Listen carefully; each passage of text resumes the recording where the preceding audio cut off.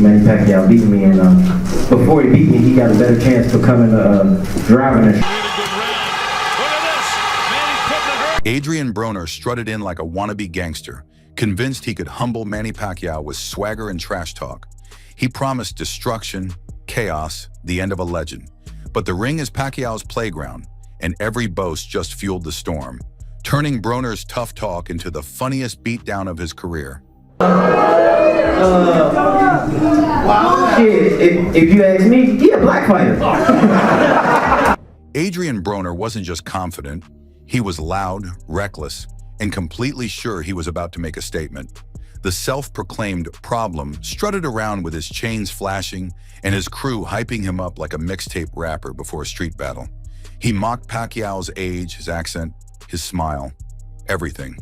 "He is too small, too old," Broner laughed, as if the fight was already decided. But behind the sunglasses and stage bravado, Broner wasn't ready for what was coming.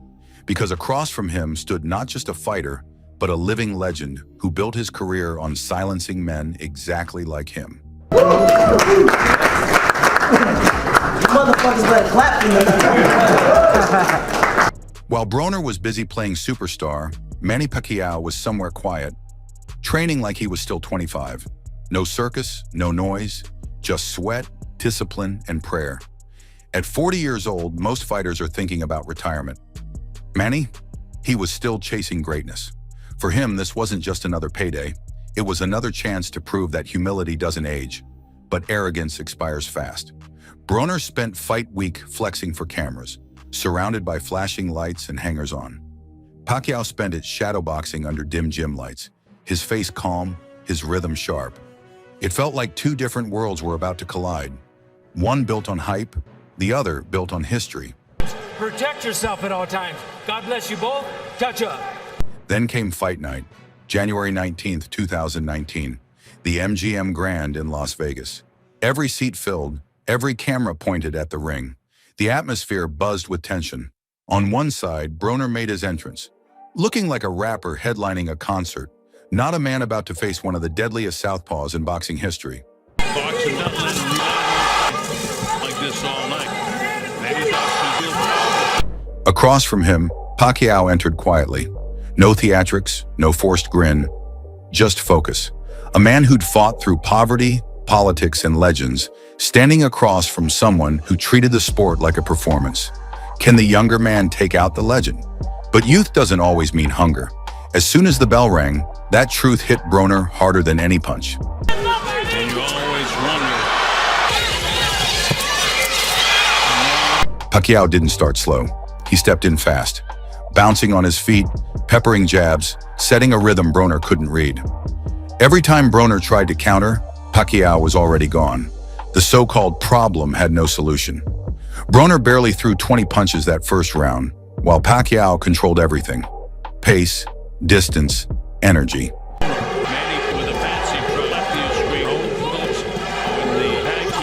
And yet Broner still tried to smirk between rounds, pretending he wasn't getting picked apart. But the numbers told the story. Pacquiao threw nearly twice as many punches per round, 47 to Broner's 24. By the middle rounds, the difference was brutal. That night, the wannabe gangster met reality. He promised destruction, but ended up getting schooled by discipline. Manny Pacquiao, at 40 years old, proved once again that true warriors don't need to talk tough. They just show up and do the work. Broner had swagger, Pacquiao had legacy, and under those bright Vegas lights, legacy won. The bell rings, and just like that, the noise, the talk, the flashy walk-ins, all fade. It's just two men now. And suddenly, Adrien Broner doesn't look so loud anymore. He comes out cautious, trying to play slick shoulder roll defense, that little Floyd imitation he loves to pull off. Except this time, it's not Floyd across from him. It's Manny freaking Pacquiao.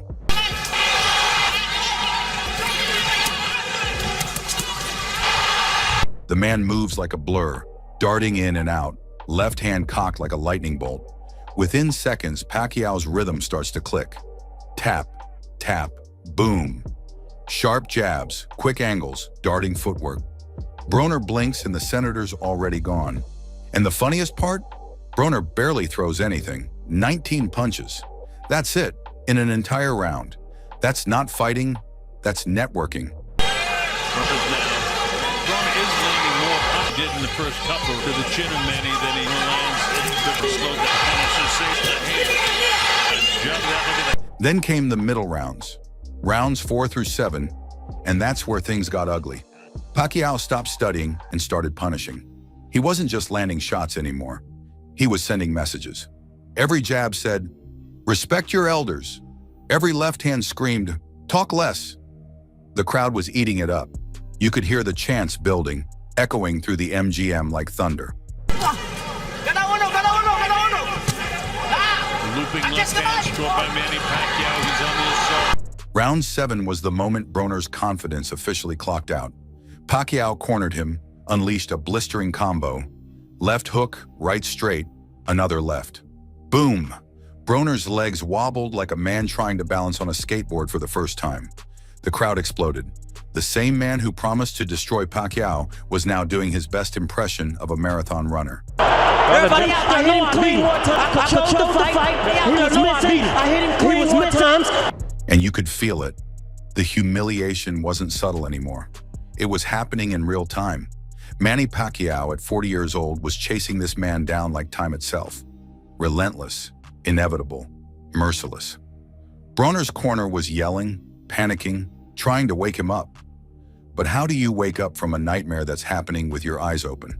Less than 8 in the round. Punches that you had couldn't get on, and it seemed as though your punches was the most. Let's put it in numbers. Pacquiao landed 112 punches that night. Broner? Barely 50. That's not even half. And that's including all the jabs he threw at the air. Statistically, it was domination. Emotionally, it was a schooling. For someone who said he'd beat that boy, Broner sure looked like he'd just enrolled in the Manny Pacquiao masterclass. First lesson, humility.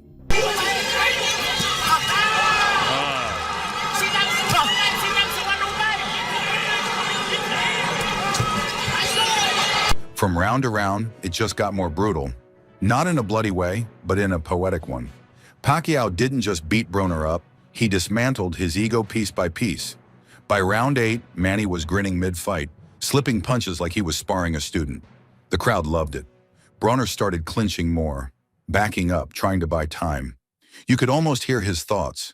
What happened to the plan? But there was no plan. There was just Manny, fast, focused, and fearless. Every combination was tighter, cleaner, crueler. Every angle was another lesson in movement, and the body shots were vicious. Pacquiao ripped them in like he was digging for buried treasure. You could see Broner wince every time. Then a hook, then another. Pacquiao's rhythm was music. Offense, defense, explosion, reset. It was like watching a symphony of violence. But let me talk something. I did this for the hood. Y'all know I beat that boy. Y'all know I beat that boy. What they trying to do came out here. I love y'all. Let me let y'all know. I want to thank the whole hood who is. They trying to get that money again with Pacquiao. Meanwhile, Broner looked like he wanted to be anywhere else. His swagger? Gone. His smile? Missing in action.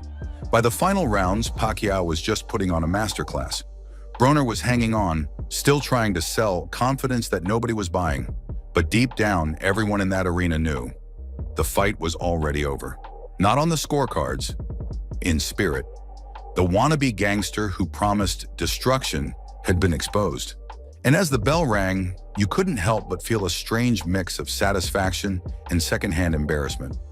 Because when arrogance meets experience, there's only one way that story ends. With silence.